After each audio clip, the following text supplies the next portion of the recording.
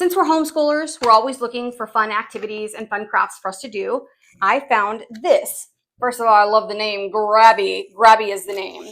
This is such a fun kit. They come with all the markers you need, neatly packaged in this container because I'm all about staying organized. And even better, it comes with a little drawing pad with all the different colors. And I like that here in the very front of the book, you can put all your colors in. You can either do it on the black page or the white page. I do this with my watercolors, and then you can see at a glance what you have. These are multi-surface acrylic markers. They are paint. Let's give it a try. I say let's just give it a try.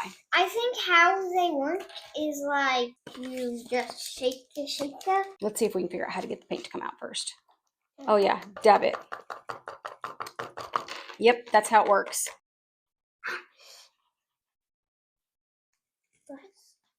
I love this. These are legit fun.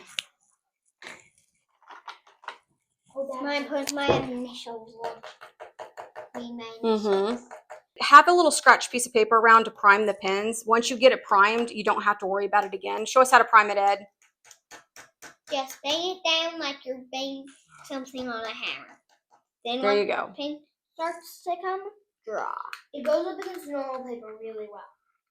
Yeah, it's going pretty good. Now, I will say that if you have kids that are sensitive to noises, you are going to want to be careful what you're coloring on because this is pretty scratchy on paper. And it's especially scratchy on the canvas. This is not a noise that is currently bothering me, but I know this would bother some sensitive homeschoolers. On normal paper like this, it doesn't make scratchy noise. Look how pretty this pink is. This is so nice. I give these 5 stars. What do you guys think? These are amazing. 5 stars. They dry really fast. They're like markers. I think these are a great addition to any homeschool. I highly recommend these. I realized how it works. You dab it so the liquid drips down it. Yes. We're gonna continue with our art project.